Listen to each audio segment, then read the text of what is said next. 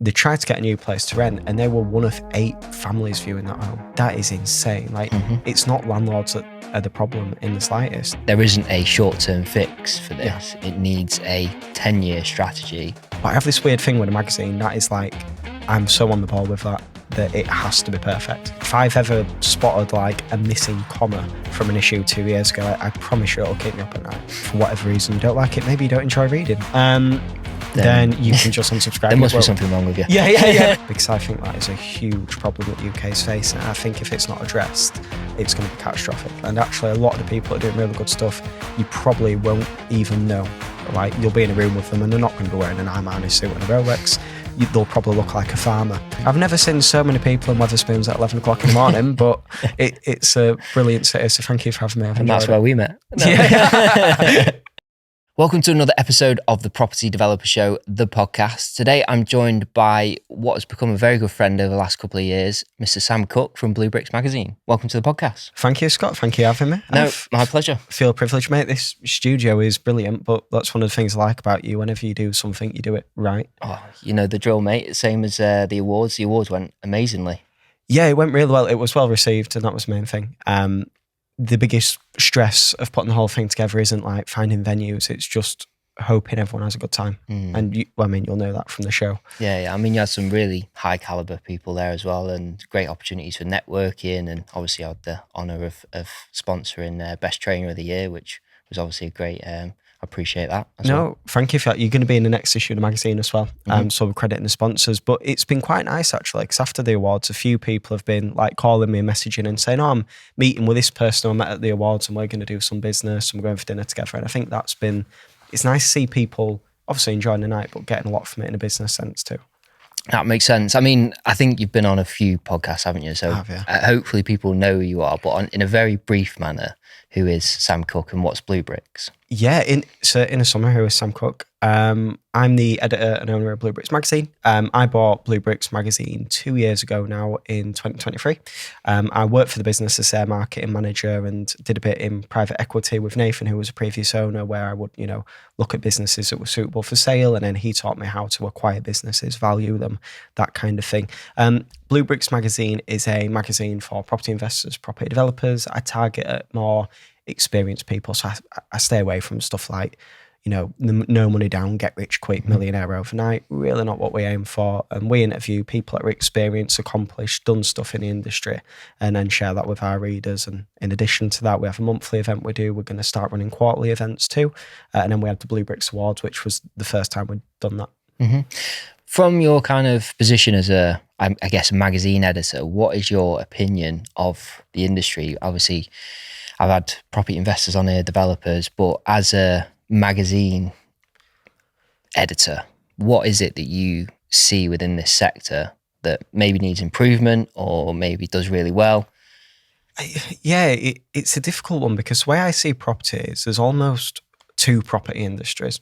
You've got your property industry, which is your landlords, your investors, people that are doing stuff, and they're actually sometimes a bit quieter. And then you've got this kind of other industry, which is very much, it's become a bit YouTubey, a bit like the Paul brothers. It's a bit like, influencers, and we're doing this and no money down and really flashy Instagram reels. So I think it's become a little bit split. And by the way, I'm not saying anyone that does that isn't involved in property. They are. But there's these two kind of demographics. There's the ones that you don't see and the ones that are very public. So it's actually quite interesting. It's also quite interesting trying to figure out how much of that is real and honest. And I think that's a difficulty a lot of people have talked to me about. In terms of the economy as a whole, we've just had the election. Labour have come in. I know a lot of landlords are worried about that. I think it looks like we're going to get some tax increases. Brilliant. But on a whole, what they've said about the housing crisis has been positive. It's nice to see that talked about, because I think that is a huge problem that the UK is facing. I think if it's not addressed, it's going to be catastrophic. I agree. I think people blame most of the time, particularly what I see on social media, landlords for this housing shortage. But the argument's always, if landlords sell, then houses will be affordable. But what they forget is that over 20 million existing homeowners that would be affected by a house price decrease, who would be in negative equity and this sort of stuff. So it needs to be from a practical nature of the fact that we need to build more more houses. That's not a landlord's problem. That's a government. It's a, planning. It's the big house builders. Yeah. It's not the SME house builder. They're trying their best to push the industry forward. Obviously, that's why I set the developer show up to help that. But the big land developers, they're the ones that are sat land banking and no tax on the land. And it's just, that's what I think is causing this bottleneck within the industry. And actually, only about 6% of the UK is actually built on. Yeah. Which people are like, oh, we're not in my garden, this, that, and we build everywhere. Well, no, only 6% of the UK is built on. You're right. I mean, I live in Yorkshire. I'm from Yorkshire. All we've got for miles around is fields and fields and fields. And I don't think we're going to run out of land anytime soon. But, I know a property developer, it took him about 2 years to get, I think it was 8 or 12 houses through planning. That is ridiculous. I'm on month 14, 15 for 3 units at the moment. Really? Be more than that, actually. Maybe 16. May last year we put, was it March? It's been a while. That's what I mean. It's crazy just for a small amount of units. And I was, I met my cousin who's from Cornwall a couple of weeks back, and he said he went for a house that unfortunately were de-home bad landlord. Landlord had to sell up. This is something we are seeing in the industry. It broke their hearts because that was their home and they loved it. They can't afford to buy. They wanted to live there. They tried to get a new place to rent, and they were one of 8 families viewing that home. That is insane. Like, it's not landlords that are the problem in the slightest. I mean, don't get me wrong. There are, just like in any industry and anything, there are landlords that have done unscrupulous things, but that is not the majority. Not the way the media are painting them out to be. 100%. I think people have got the wrong opinion of landlords, particularly what I see online. It seems that the media, the government, the whole ethos around the whole landlord piece. I mean, I in previous episodes gone on a small rant about all this, and I'm sure we could do the same again. But I think the whole economical point of it is that the long and short, we need to build more houses. That's simply it. And obviously on the back of Labour and what they're saying, they're making all the right noises, but it's what they do versus what they say that kind of matters. So I completely agree. I mean, this might be a bit controversial what I'm about to say, but the sustainability stuff, I believe sustainability is so important. It's something we've done a lot in the magazine. We did a podcast on it recently. But focusing on sustainability over the housing crisis, which is what appears to be going on at the moment, to me is the equivalent of, having a house fire and then putting an extinguisher out on the microwave in the corner.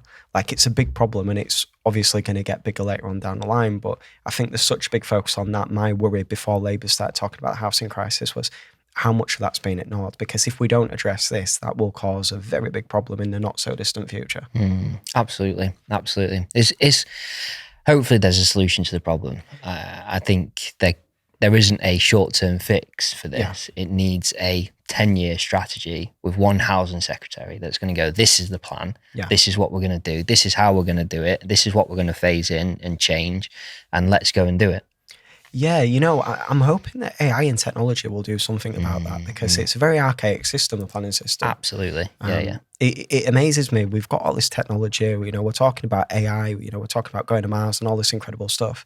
Yet, like you said, it's taken us, over a year to get 3 units planning. It should be, does it tick this box? Does it tick that box? Does it tick that box? What box does it not tick? Yeah. Is it plausible from measurements, dimensions, building regs? Done.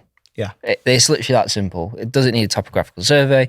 Does it need, a tree survey? Does it need this? Does it got that? Does it this, that? Yeah. And it should be yes, no. It's not like, you're not trying to build an island. You're not trying to build Dubai or something like that. It's very much, does it fit within the parameters of what we've set in terms of regulation? Yes, no. Simple. Done and dusted. I think I know a few people that work at local councils, and I always assume the local council will be like any kind of big business where you could just walk into the other department and have a chat. Like, if you need to go see accounts, go see accounts. But apparently it's so split up. Like, entire departments just don't speak to the others and can't access them. I don't know if that's got anything to do with it, that there's just a lack of communication.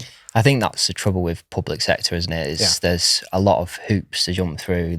You've got to speak to this person or that person, and then they've got to speak to their manager, and then they've got to speak to upper management. And then by the time it comes back down, it's Chinese whispers, it's been said in a different way, and anything that would take a normal business a day takes a public sector 3 weeks.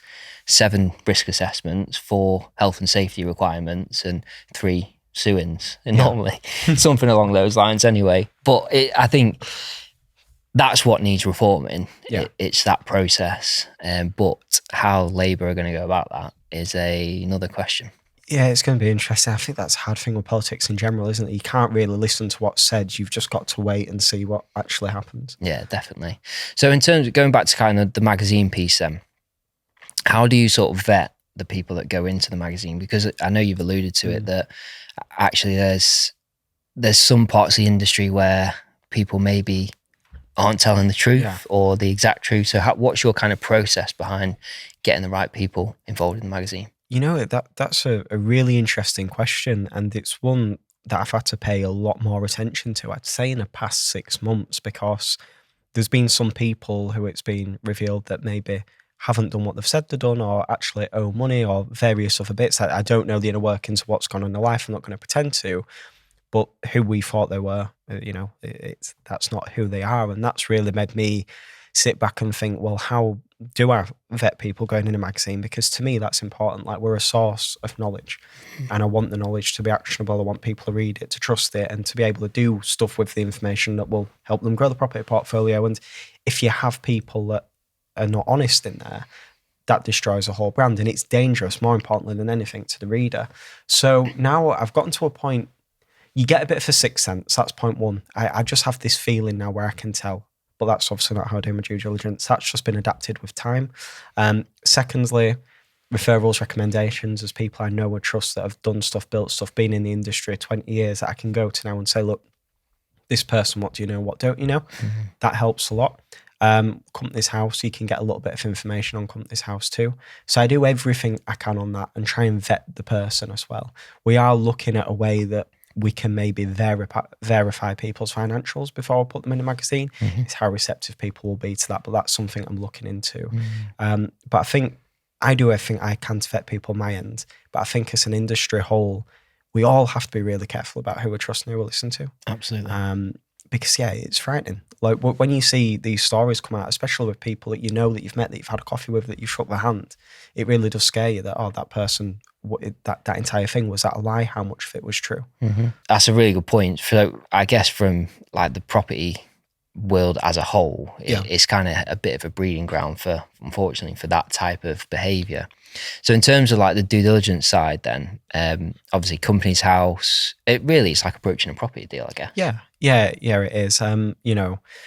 You've got to do your due diligence on that person. I think there's a certain level of due diligence you can kind of do, which is why I always say to people that we're going to do our bit, but also at the same time, you do your bit. Anyone that's in the magazine, we're not saying invest money in that person or use that person's business. We are just showcasing that individual. So if there's some incredible people there, and if you approach them and want to be mentored by them or invest in them, absolutely, we've done our due diligence. We obviously think they're good people because they're in the magazine, but please, before you invest any money in anybody, whether it comes through Blue Bricks or anywhere, just be careful. Do your research as well. That makes sense. What are the benefits of running a magazine? I tell you a fun benefit, mate. The guy who's on the front cover of the next issue, a guy called Tom Sumner that I met, incredible person. He runs luxury accommodation in Blackpool. So in a couple of weeks' time, he's like, "Oh, come to our accommodation. You can have this like ensuite room. We're going to get you a private chef." So there's times where you get like real luxury treatment. That's great. But I'd say the main benefits are I meet some amazing people, some super interesting people. And I have the ability to sit down with them and ask them, questions that it's not intrusive because we're interviewing them for the magazine. So I get to get advice off incredible, successful people every week. And I think that's helped me in my own business. And my network, I've got an incredible network now too. The main benefits of the people that I get to meet, the things I get to do. How would you sort of find like running a magazine? I mean, like for me, the thought of writing is painful. Is it? I don't mind doing it, but I'm madly dyslexic. Yeah. So what I write or what I think versus what I write are two different things often. So anyone that's read one of my social media posts and found a spelling error, I do apologise, but it was not meant, obviously. So yeah, I guess your writing process then, obviously you're interviewing people. I guess my question is, how are you managing to interview people, write in the magazine, and also run the magazine and also do the marketing, do the sales, or you got marketing guy? Yeah. I've got someone in house that takes care of that. Yeah, again, good questions. So some people write into the magazine, especially competent writers, as some people, believe it or not, but I'm one of them, absolute sociopaths that enjoy writing. So a few people like that will write in, like, for example, Tina Walsh is a columnist and she's like written a book and stuff. And then there's the other people I interview. I'm a writer, I'm an experienced writer, so I can put 2-3 articles a day I can create. So it's, it doesn't take too long there. But because the magazine's bi-monthly, it gives the breathing space between the interviews and the writing of the articles. And then when the writing of the article's done, it's proofread, make sure all the commas are there, the full stops are there, because, we all make mistakes. And then it goes into design. But obviously I have nothing to do with the proofreading or the design stage. So I find myself, I have a really weird life where I'm busy for like 3 weeks every other month. Okay. And then it frees up a bit. Like, I'm in this kind of free spot now. I do a lot of business development. Now I'm putting the next issue of Blue Bricks together, which is going to be the September, October issue. So I'm about 1 or 2 weeks away from being really busy again. So my life is just like this weird, endless cycle. Yeah. And I love doing it, but it's thankless because you get one magazine out, you're like, great, and then you're straight on to the next one. So it never ends. How do you sort of find that? Do you kind of take a check and think, right, well, that magazine did really well, or maybe we can improve this? Like, what's your kind of process once the magazine's out? Yeah, it's I've been guilty of some magazines. I said this to my marketing manager because there's always so much to do, especially when we were planning the awards. Put in like I'll give you an example. A January, February issue was a brilliant article. We had Ben Beadle on the front cover talk about all the changes to Landlords 2024, and we just didn't market it very well. Obviously, it went out to our readers. We sponsored a load of events. It was at lots of events, but I didn't talk about it enough on social media as much as it deserved, I don't think. So I think the biggest issue is making sure that when I release a magazine, that we don't just move on to Nets and forget about it, that we keep pushing it. Look, we've released a newsletter now, a weekly newsletter, and at the bottom of each newsletter, I do an extract from one of the magazines, like the past ones, and that's been nice to reuse some of that content that's absolutely fantastic, but might be from a few issues ago. I think organically, when I took Blue Bricks magazine on 2 years ago, obviously I'd never published a magazine before. I think organically, as I've got to know my readers, got to know obviously all my customers, the magazine's just got better by proxy. And I noticed that every issue was better than the last. There's like an ongoing joke when I released an issue. I saw it's the best one yet, and people started like making fun out of me, a lot of my readers, and that jokingly. But it genuinely is the best one we've ever done because every one just improves a little bit more. I think that's what it's about, isn't it? Yeah. I mean, when we released, or when I did my first ever podcast episode versus how I do them now, and like there's a lot that goes into podcasts that probably people don't realise. And the process is like, well, even with the show, like my first social media post was terrible, shocking. But versus now, obviously, you've got Amy producing the content. Like it's like night and day, like two different businesses. But I think you've got to kind of go through that process. And I guess that's why, like, often people say, even if I lose everything, like if I lost my business tomorrow, they could start again and be at that same sort of level because they've got the expertise that kind of go behind that kind of stepping stone process. Because if you were to start another magazine tomorrow, it'd be miles easier, because I'd know what to do. One of my weaknesses as a person, I'm a really disorganized person. Like, I'm quite chaotic in what I do. It's great having Zach in-house who kind of organises me sometimes a bit. But I have this weird thing with a magazine that is like, I'm so on the ball with that it has to be perfect. It can't be less than perfect. If I've ever spotted like a missing comma from an issue 2 years ago, I promise you it'll keep me up at night. Like, it's that level of detail for me on the mag. You've got to have that level of commitment on you. You do, you do. Especially like, the other magazines in the industry are really good magazines too. So when you're competing against really high quality businesses, you can't afford to slack. How have you sort of found that kind of, obviously it was somewhat established, Blue Bricks, but I assume it's grown since you've taken it on. How have you sort of found that kind of, it's not really a battle, is it? But how have you found that evolving piece of growing within a sector that's already got existing magazines? Yeah, it's weird because I think one of my competitors has been around longer than I've been alive. I'm pretty certain. And that's tricky because you're going up against things that have been in the industry longer than most people have, and are really high quality businesses with a really good track record, with really experienced people behind the helm. I think the hardest part from taking on Blue Bricks to making it what it is now was, how do I differentiate? How do I not be a like for like comparison with another business? Because I don't want to do that. I never want to run a business where it's either my business or that business, I want it to be night and day. Now, don't get me wrong, we're magazines, so I think the order value is so low, people could subscribe to all of them, really, if they wanted to. So that was the hard part to begin with, and we fixed that by transitioning more into the business side of property. So we talk a lot about systemization, growing a business. How do you actually grow a property business that you can sell? We focus more on experienced people that have got properties, or at the very least, if you're starting on your journey, really ambitious and realistic and wanting to grow. And I think since I've carved out that niche and followed that, it's been really, really popular. So that's kind of the main focus then, really, for you. It's kind of people that are somewhat established but want to grow their portfolio. They don't necessarily just want industry insights. They want to know how to build a property business. Absolutely, yeah. You know, people are in it for the long run. People that love doing it. We did a survey amongst our readers, and I think the majority of people have 5+ properties on average. That's good. That's good. It's really good readership, that is. Yeah. Yeah, excellent. So kind of what's the, I suppose, 10-year plan for Blue Bricks, if you're even that far ahead? Yeah, it's a good question. Yeah. I don't know. I think it's weird with a 10-year plan thing. I don't know about you. Mine changes sometimes. I used to want to live in Scotland. That was my main goal. I want to live by the beach in the sun now because I'm tired of rain and cold weather. You and me both.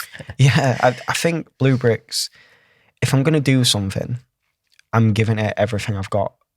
I couldn't go to bed at night going, I'm happy with second best. Like, I'm going for gold. So it's going to be, you know, obviously, in my opinion, the best magazine in the UK. Obviously, I believe it to be. You've got to do it's your own business.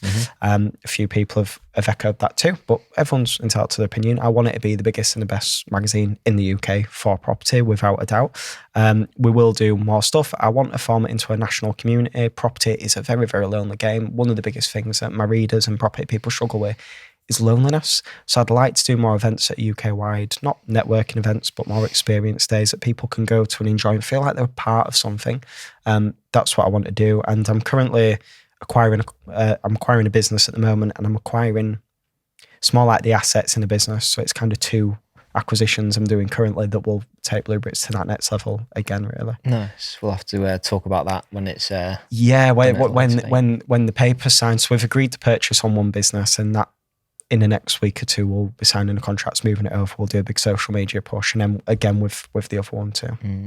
What's the kind of structure in terms of like deal wise, like Blue Bricks 100%? Have you got investors that you've brought in, private equity? Private equity. So it'll be Blue Bricks that owns the business. The way that we've structured the deal on the one that we're purchasing it is the gentleman we're purchasing it off.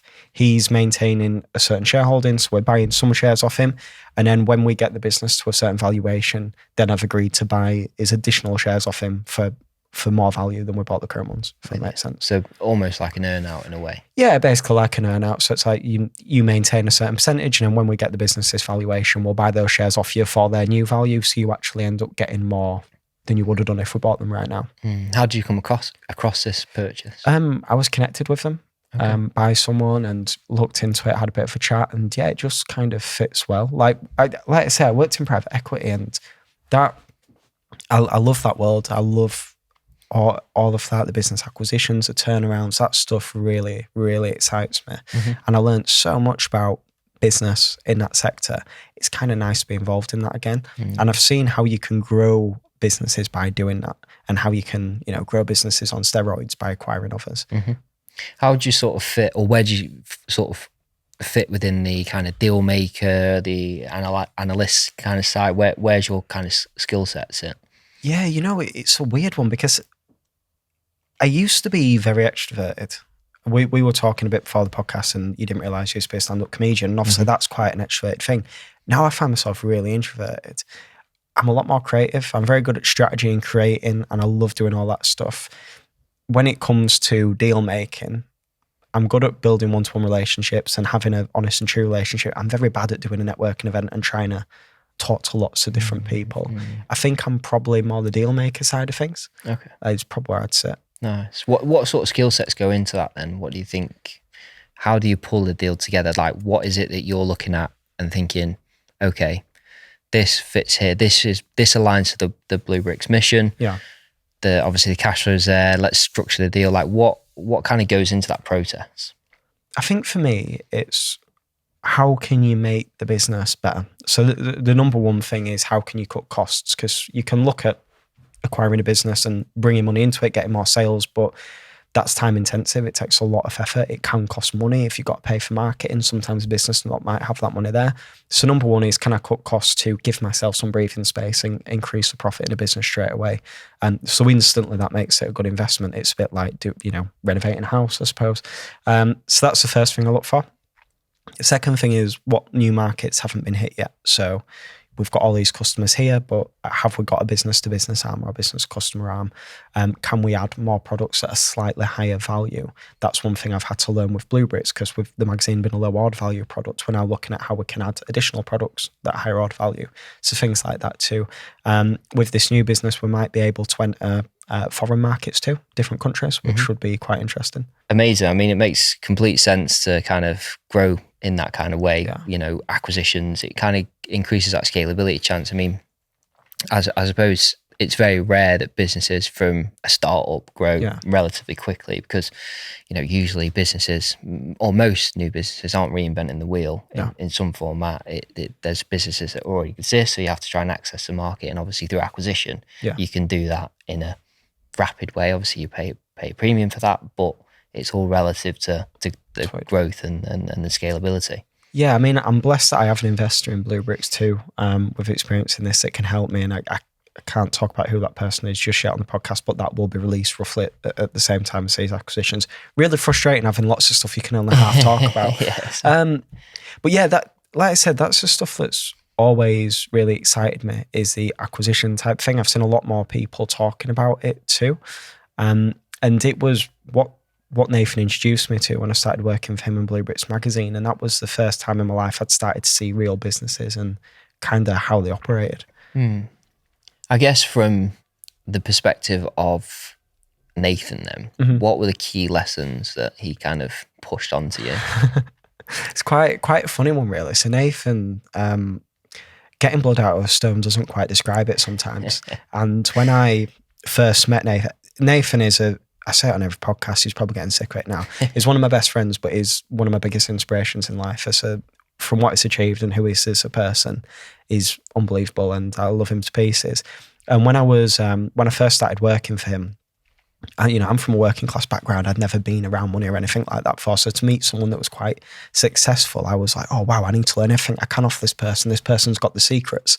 And I kind of approached him once in his office and I said, Nathan, what is the secret to success? And I think he was busy at the time, and he just looked up at me and he just said, you just fucking do it, don't you? And then looked down and just carried on working.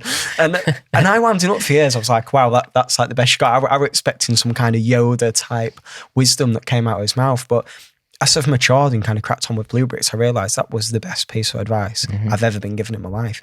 Just crack on and just do it. And that's what he taught me. He also taught me how to do business the right way, really, how to, do stuff like your P&Ls, how to have management accounts, all the little stuff that no one had ever sat down and talked to me about before. So he taught me how to do things properly. He taught me not to believe everything you see online. I know it sounds like a strange thing, but before I bought Bluebricks, when I was still quite green, I took what someone put on Facebook as gospel. I really did. And he kind of showed me, look, not all of that's true, and you've got to be a bit more careful. And actually, a lot of the people that are doing really good stuff, you probably won't even know. Like, you'll be in a room with them and they're not going to be wearing an Armani suit and a Rolex. They'll probably look like a farmer. So that was one of the things that he taught me. Amazing. I mean, just do it. I mean, I think a lot of people fail at that hurdle, which is the biggest hurdle, I think, getting into business. Is just, there's no right or wrong way of starting. It's just starting. It is just starting, and I see it all the time when it's like people are, I'm going to do my mindset, my affirmations, going to get up at 5 o'clock, I'm going to get a cold shower, I'm going to go for a run, and then I'm going to go in this course, I'm going to study this thing on mindset, I'm going to read that book, and it's like, you just need to start, that's the thing, and make the mistakes, because that is part of the journey. Absolutely, and you never know where, once you do start, you go in so many different, when you got your job at private, you've gone from comedy, private equity to owning a magazine. Yeah, exactly, I had to do a lot of soul searching and try and figure out what I wanted and where I fit. And everyone's kind of got to do that. There's some people that are lucky and they just hit it off straight away. It took a bit of searching for me. I think it does for most people. 100%. I think I'm still soul searching Yeah. or trying to figure out who I am, despite having what I've done and what I'm doing. There's still times where I'm like, am I doing the right thing? Yeah, I get that. I've had that recently. I've been battling with that, just thinking, am I who I thought I was? I think you can get really wrapped up in your business. Don't know if you do that. Absolutely, Like, yeah. Almost become your business. And I've been trying to have that gap now and kind of have that time to myself too. I think you've got to, you have to in a way, when you're particularly in that startup kind of phase, Yeah. you have to become one with the business. Yeah. And then it's only when you start hiring people that you can then go, right, that's now you guys are the business. I'm still part of the business, but I'm also doing this over here. But I think that early stage, you've got to commit 100% to delivering what you've got behind you. Absolutely. I mean, now having, staff and outsourcing a lot of the stuff, a lot of my time is spent strategically, spent growing the business, spent speaking with clients, meeting clients, finding new clients, marketing, growing the readership. The early days, it was doing everything myself. And that makes a massive difference. You feel different. I think you start to think different when you've got that breathing space in the business to go, like, I'm here right now doing this podcast and there's someone in the office still doing stuff and making stuff happen and doing the marketing and putting a magazine together. Before that, I'd be sat here like, right, I've still got this to do, I've got that to do, I've still got this. It's night and day. How have you sort of developed into that person then? Has it been kind of a process that has been like natural, organic, or have you really had to put some work into to get into there? I think it's been both. I think it's like making mistakes, bouncing back from them. And I've kind of picked it up by proxy from the people I interview, from being around Nathan, from being around others. Whenever I'm driving anywhere, I'm always listening to audiobooks, podcasts, always just trying to learn and grow.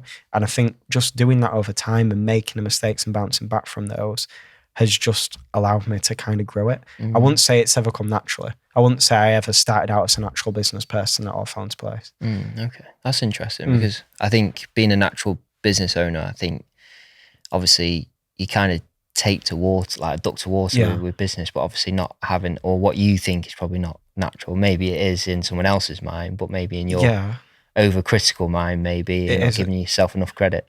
I'm naturally an entrepreneur. I've got all the traits, hate authority, didn't like school, can't be told what to do, all that stuff. I was always going to do this, maybe not blueprints, I was always going to be in business. That bit's been natural, but like I said, me being a disorganised person, the bits I've had to really work on is that detail, like, doing your P&Ls, for example, looking at your tax, all that real detail-orientated stuff is what hasn't come naturally to me, that I've had to work on to get that full spectrum of being a business owner and an entrepreneur, not just someone that's got this great idea that we're running with this week and then got a great idea next week. I think that's something a lot of entrepreneurs struggle with. Yeah, definitely. I think it's that discipline piece that people often miss. It's one thing having an idea, it's another thing then just fucking doing it, as Nathan says, and then it's another thing maintaining that growth and that stability. And it also depends what kind of business you want. If you want a big business, obviously you've got to keep putting into it, investing in it. If you want a lifestyle business, it's a completely different approach again.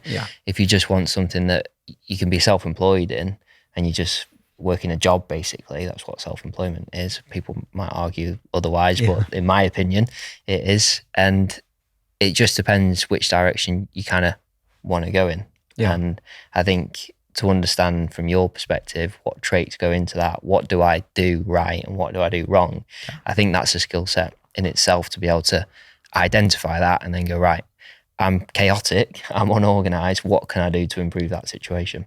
Yeah, absolutely. I think that, I've got my strengths and weaknesses like every person. I'm a very self-aware individual. I know where I'm at.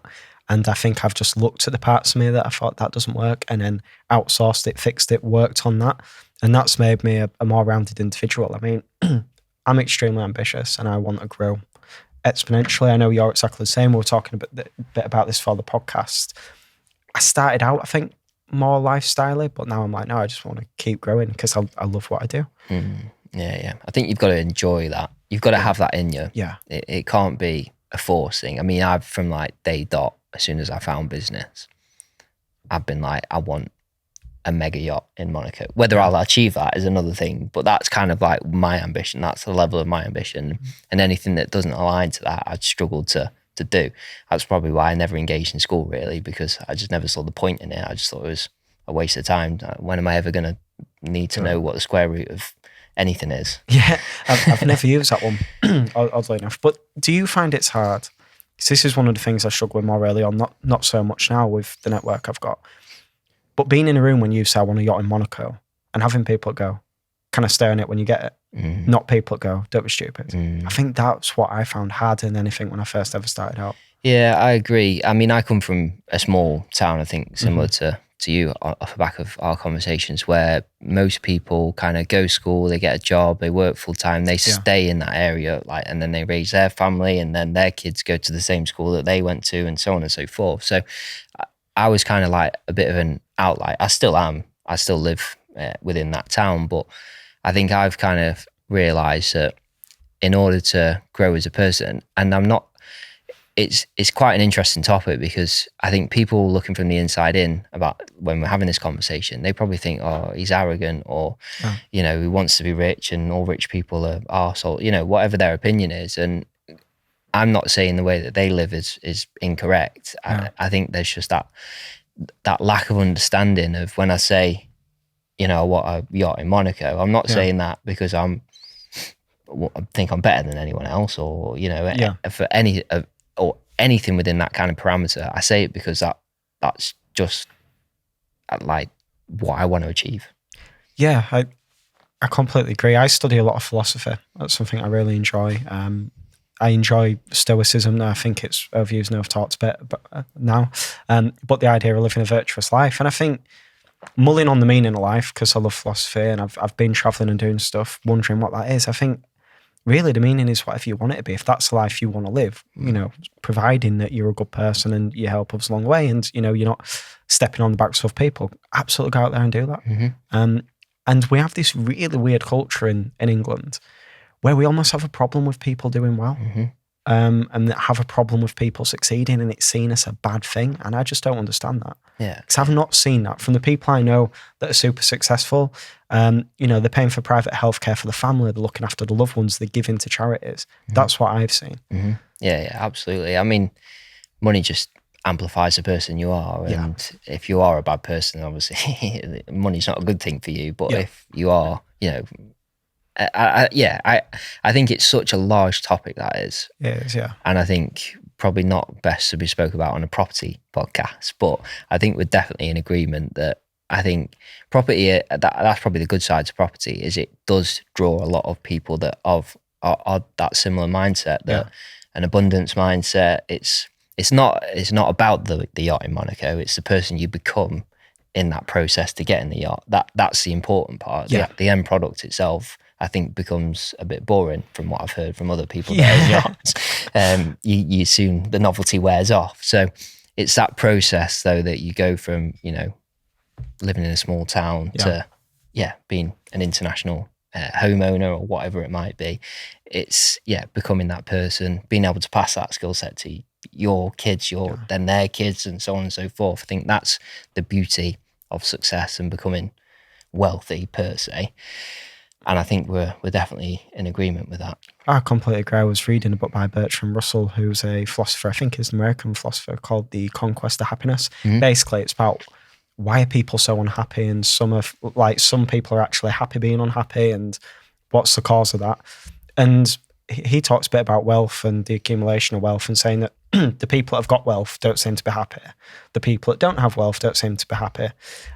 So what is the answer? And he came to the exact same conclusion. It's the journey of trying to acquire that thing, whether that is wealth, whatever your goal is. It might be becoming an Olympian, since the Olympics are on. But it's who you become in the process. I think that's where happiness comes from. I couldn't agree more. It's the purpose of what you're trying to achieve.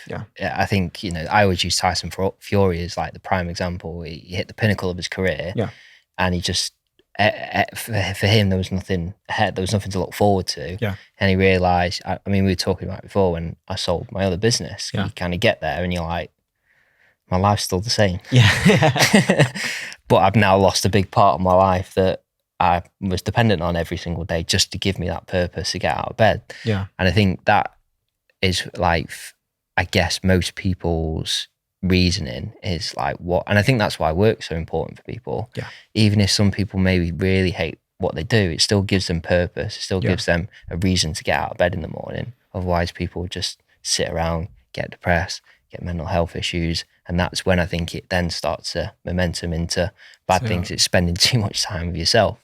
I don't know whether you agree with that point. I do, yeah. I think life without purpose can cause that. Like, I'm happy now because Blue Bricks, I love the business. I love growing the business. I mean, it's at a stage now where it's so well known and it's doing well. That fills me with pride. But going, how do I take that to the next level? How do I get bigger? How do I do this thing? Having that purpose, it gets me out of bed in the morning and it makes me excited for Monday morning. Yeah. When I've worked 9 to 5s for, you dread Monday. You absolutely hate Monday. And, you wake up and you go, I can't be bothered with this. I don't like this. And it's like you've got this negative cloud following you all the time. By the way, that's not all employment. That was just if you don't like your employer in your job. Yeah. So yeah, I agree. And I think property is this beautiful thing because it allows people to live the life they want to live. If it's done correctly, you can build the portfolio to be as big as you want it to be. You can have, like you say, a lifestyle portfolio where, I know people now who are traveling the world on their rental income. So they're just lifestyle. They're having a fantastic time. I think in Southeast Asia at the moment. Clients of mine, beautiful people. And then I've got other people that are like, I just want this huge property portfolio, all these deals and all this income. There's no right or wrong answer. Again, it's whatever people want, but that's the beauty of property. You can shape it to be however you want it to be. Definitely. So to round the episode off then, yeah. What's been the biggest hot topic in 2024? That's a great question. This year, mate, it's gone so quick. It feels like yesterday. So what has been a hot topic? I'm trying to think of one that's not just a recent hot topic. One that I've seen coming up more and more is where do people go for education? I'm seeing that getting shouted about a lot more. On a more economic scale, I think the election has taken up a lot of the year and how that's going to affect things. But I'd say those are the two. Going back again to the two types of property industry, I think on a broader scale, probably the political side of things and the election, and on a less broad scale, that. Beautiful way to round this episode off. Perfect, thanks. So if people want to actually find out that information, how can they go about subscribing to Blue Bricks Magazine? Yeah, so Blue Bricks Magazine, we do a 3-month trial. So what you can do is if you go to bluebricksmagazine.com, you can join up, sign up. We'll send you a copy of the magazine. If you love it and you want to stay. And it's just $12.95 every other month after that, or £60 for the years. Or if for whatever reason you don't like it, maybe you don't enjoy reading. Then you can just unsubscribe. There must be something wrong with you. Yeah. Basically, then never speak to us again. But you can unsubscribe and it won't cost you a thing. We also run. I need to talk about this one more too. So much to talk about. We run a monthly event in Leeds for our members. We are going to be doing larger quarterly national events soon. But right now we've got an event for our members in Leeds. We have some incredible people that come and speak at that event, like Hayley Andrews, who's property elevator. She's a really good friend of mine. We live stream that event too. So members in Cornwall, Glasgow, London, wherever they are, we just live stream the events. You can listen to the speakers. You can have the exact same experience. You can network with other members on Zoom, and it's that works really well for people. So you get access to that in your membership, and you can join that event too. And if you still want to unsubscribe, then you must hate property. Perfect. Couldn't have said it better myself. Well done. Thank you for having me. No, pleasure. And obviously appreciate you making the trip over to Liverpool from the northeast today. My pleasure. I think I've only ever been to Liverpool like 4 or 5 times in my life. It's becoming quite a nice city. I've never seen so many people in Wetherspoons at 11 o'clock in the morning, but it's a brilliant city. So thank you for having me. And that's where we met. Great stuff. Thanks for coming on, Sam. Thanks again to the listeners. Obviously, if you're listening on the audio version, please do leave a review. It does help the podcast. And obviously, if you're on YouTube, please do subscribe. Obviously, we can keep getting amazing guests like Sam today. Hopefully, we'll see you again soon. Take care. Goodbye.